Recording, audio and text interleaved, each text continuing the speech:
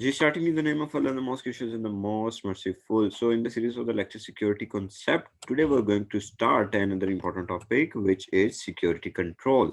देखिए फिर इस हम अभी लास्ट वीडियो के अंदर मैंने ये बात की कि हमारे सिक्योरिटी के काफ़ी मसले मसाइल हैं और उनको मिटिगेट करने के लिए यानी कि उनको कम करने के लिए हम अपनी तरफ से तो बहुत ज़्यादा बेहतरी करते हैं लेकिन लेकिन लेकिन इसके साथ ही बेटा जो रिस्क हैं उनको कम करने के साथ साथ ही हम कुछ सिक्योरिटी कंट्रोल भी इंश्योर करते हैं। सिक्योरिटी कंट्रोल क्या होते हैं?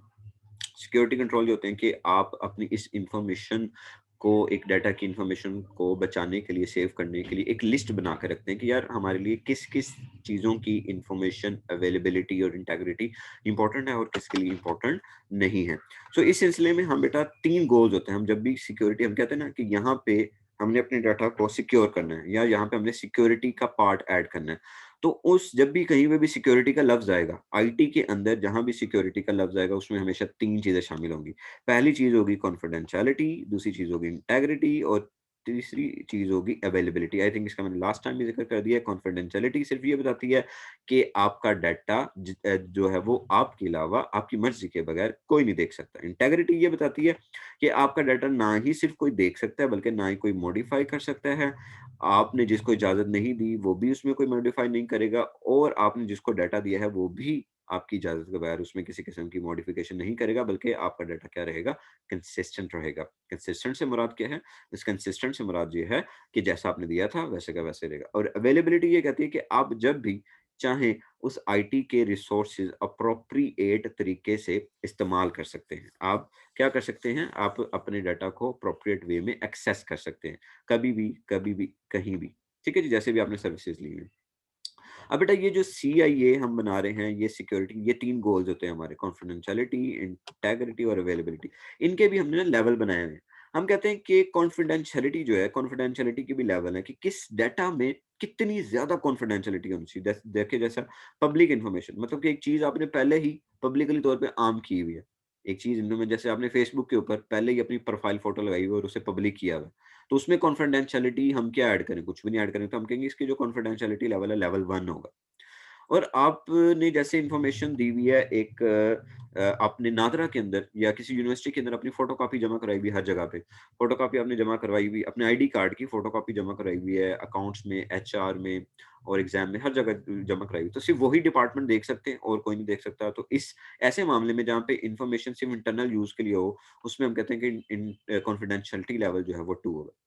फिर ऐसा मामला जहाँ पे इन्फॉर्मेशन इंटरनल यूज़ के लिए तो हो, लेकिन हम कहते हैं कि उस पूरे इदारे में ख़ास-ख़ास लोग देख सकें।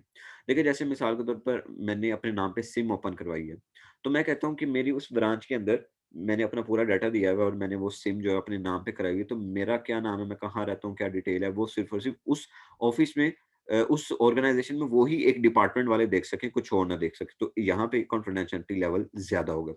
इसी तरह से कॉन्फिडेंशियलिटी लेवल 4 और 5 जो होता है हमारा, ये 4 और 5 जो 5 होता है आपको नज़र आ रहा होगा टॉप सीक्रेट होता है। हम चाहते हैं कि एक इदारे में, एक ऑर्गनाइज़ेशन में कोई-कोई लोग हैं, कोई-कोई फ़र्द जो हों, डैमेज टू ऑर्गनाइज़ेशन और society if information is made public. तो जो टॉप सीक्रेट्स होते हैं, वो सिर्फ़ और सिर्फ़ कोई-कोई जान सके कॉन्फिडेंशियलिटी लेवल उसमें सबसे टॉप पे हो क्योंकि अगर वो बात लीक होगी, तो फिर हमें जो है वो नुकसान ज़्यादा हो सकता है। तो हम इस तरह से कॉन्फिडेंशियलिटी के भी लेवल डिफ़ाइन करते हैं। फिर इसी तरह से बेटा हम इंटीग्रिटी के भी लेवल डिफ़ाइन करते हैं। इंटीग्रिटी हमने क्या देखी थी कि हमारी इजाज़त के बगैर उसमें मॉडिफ़िकेशन ना हो और हमारा डाटा जैसा है वैसे का वैसे ही रहे। तो हम कहते हैं कि जी integrity information is of no importance जब हम कहें कि आप अपने इस डाटा के अंदर जो मर्ज़ी चेंजेज़ करें मुझे इससे फ़र्क नहीं पड़ता। ठीक है? जैसे मेरा क्लास है, मैं इस टाइम जो है वो बैचलर्स में हूँ या एमएससी कर रहा हूँ या बीएससी कर रहा हूँ, तो वो मेरे बीएससी के सेक्शन ए कर दे, बी कर दे, तो उससे मुझे क्या नुकसान होगा? कोई किसी किस्म का नुकसान नहीं। कुछ ऐसी इन्फॉर्मेशन होती है कि हम कहते हैं कि ठीक है, ये इन्फॉर्मेशन के अंदर एरर्स तभी आ सकते हैं जब कोई टेक्निकल एरर है। मतलब कि आप एक स्टाफ मेंबर है, वो हमारी इन्फॉर्मेशन एंटर कर रहा है, तो उसने गलती से मेरा हाउस नंबर 5 लिखने के बजाय उसे कीबोर्ड पे 6 प्रेस हो गया और उसे पता ही नहीं लगा। तो हम कहते हैं कि ठीक है, इस तरह की मिस्टेक्स हम अलाउ कर सकते हैं, तो ये इंटीग्रिटी लेवल 2 होगा। इंटीग्रिटी लेवल 3 जिसमें हम कहते हैं only incidental errors information are allowed. Incidental जैसे मैंने अभी आपको बताया, तो वो ही हम इसमें जो है वो अलाउ कर सकते हैं। वो इंफॉर्मेशन एरर भी हो सकता है और इस तरह से इंसिडेंटल भी हो सकता है। फॉर इंटीग्रिटी लेवल हम कहते हैं कि कोई भी एरर अलाउ नहीं है। अगर ये एरर आएगा तो इससे जो है वो रेपुटेशनल डैमेज हो सकता है।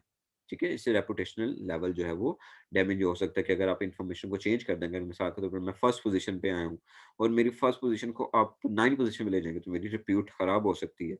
तो आखिरी जो टॉप लेवल है, जो कि बहुत स्ट्रॉन्ग लेवल होता है इंटीग्रेशन का, इंटीग्रिटी का, उसमें क्या होता है, इसकी वजह से एक ऑर्गेनाइज़ेशन या एक सोसाइटी को भी जो है वो नुकसान पहुँच सकता है। ये जो अक्सर टॉप लेवल होते हैं ना, ये अमूमन तौर पे पर्सनल नहीं होते, बल्कि एक कंट्री लेवल पे, सिटी लेवल पे, एक ऑर्गेनाइज़ेशन या एक सोसाइटी लेवल पे होते हैं कि अगर आपने एक, जैसे एक पाकिस्तान है, पाकिस्तान के बारे में कुछ ख़ास-ख़ास बातें, अगर आप इनकी नेगेटिव बातें बाहर फैलाना शुरू कर दोगे, उसमें अपने आप से मज़ीद कोई नई बातें ऐड करके आप बाहर के मुल्कों में मीडिया अगर भेजेगा, तो इनकी इंटीग्रिटी जो है वो क्या होगी? वायलेट होगी। सो ये इंटीग्रिटी लेवल है हमारे पास। फिर इसी तरह से बेटा अवेलेबिलिटी लेवल भी है हमारे पास। अवेलेबिलिटी में क्या कहा था कि आपका डाटा, आपकी इन्फॉर्मेशन आप जब चाहें उसको हर टाइम क्या कर सकते हैं? एक्सेस कर सकते हैं। तो हम कहते हैं कि आप की कोई रिक्वायरमेंट ही नहीं है कि कब आपने एक्सेस करना है, कब नहीं करना, तो ये हमारा अवेलेबिलिटी लेवल 1 होगा। हम कहते हैं कि हम ठीक है, हम अपने डाटा को ऑफ़िस, जैसे नादरा का ऑफ़िस 10 से लेकर 5 बजे के दरमियान में ओपन होता है। तो हम कहते हैं ठीक है, हम इस दरमियान में जाएँगे और अपनी इन्फॉर्मेशन निकलवा लेंगे, बाकी टाइम्स में हम अपनी इन्फॉर्मेशन नहीं निकलवाएँगे। तो वो हम कहेंगे कि नादरा के लिए अवेलेबिलिटी लेवल जो है वो 2 है। फिर उसके बाद कुछ होते हैं, some unavailability is allowed only outside of the office hours. तो उसमें हम अवेलेबिलिटी लेवल जो है वो 3 कर देते हैं कि ठीक है, जब तक एक इदारा खुला रहेगा, तब तक हमें उस डाटा को हम एक्सेस कर सकते हैं, अदरवाइज़ नहीं कर पाएँगे। जैसे अगर अभी नादरा का ऑफ़िस खुला हुआ है, ठीक है जी, नादरा का ऑफ़िस जो है वो सुबह 8 से लेकर शाम 8 बजे तक खुला रहता है, तो मैं कहता हूँ कि मैं इस दरमियान में अपने डाटा को एक्सेस कर पाऊँगा और इसके बाद नहीं कर पाऊँगा। सो ठीक है, मैं इस चीज़ को मान लेता हूँ। 4 होता है, no availability is allowed 24 availability risk of reputational damage. तो हम कहते हैं कि अगर अवेलेबिलिटी लेवल में अगर ये हो जाए कि आपको 24/7 पूरा साल नहीं वो डाटा मिलेगा, तो हम कहेंगे कि इससे फिर बहुत ज़्यादा नुकसान हो सकता है।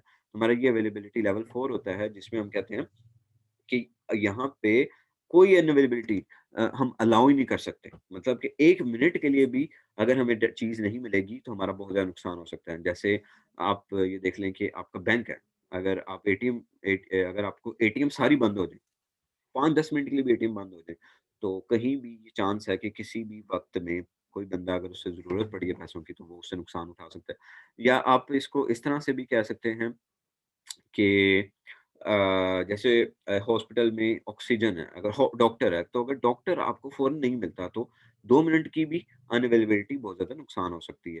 5वाँ जो लेवल है, इसमें क्या है जी, no unavailability is allowed risk for damage to organisation और सोसाइटी। यहाँ पे एक लेवल पे एक पर्सन की जान को खतरा हो सकता है और यहाँ पे एक सोसाइटी को खतरा हो सकता है। ठीक है जी? जैसे अगर आप 1 मिनट के लिए भी 10-15 मिनट के लिए भी अगर पूरे मुल्क की बिजली बंद कर दें, तो पूरे मुल्क को नुकसान हो सकता है। इससे किस तरह का नुकसान हो सकता है? हमारे सिस्टम बंद हो सकते हैं, कारोबार बंद हो सकता है, हमारी इकोनॉमी, वैल्यू जो है वो बंद हो सकती है। सो बेटा, इसी तरह से देखते हुए इन सिक्योरिटी कंट्रोल्स हम इनके चार्ट्स बनाते हैं, इनकी लिस्ट बनाते हैं और ये सिक्योरिटी कंट्रोल हमें फिर ये बताते हैं कि हमें जो है वो रिस्क किस तरह से मिटिगेट कर सकते हैं।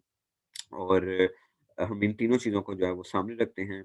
Information can be classified based on a CIA level. So फिर हम इन्फॉर्मेशन को अपनी इसी लेवल के मुताबिक जो है वो क्लासिफाई करते हैं। मैं आपको एक एग्जांपल दिखा देता हूँ कि हम किस तरह से क्लासिफाई करते हैं। ये वो पूरा चार्ट है जिसके मुताबिक हम क्लासिफाई करते हैं। देखिए, जैसे हम कहते हैं कि internet access limited to specific sites.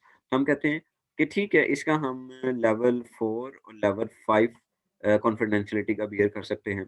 इसका हम इंटीग्रिटी का लेवल 4 और 5 बियर कर सकते हैं और इसका हम अवेलेबिलिटी का ये वाला लेवल बियर कर सकते हैं कि अगर आप लिमिटेड एक्सेस दे दें इंटरनेट की, तो ठीक है, आप कॉन्फिडेंशियल रखें, आप बस अपने तक रखें, आपको किसी और को बताने की ज़रूरत नहीं है कि जी हमने किसको इंटरनेट सर्विस प्रोवाइड की हुई है और किसको नहीं प्रोवाइड की हुई।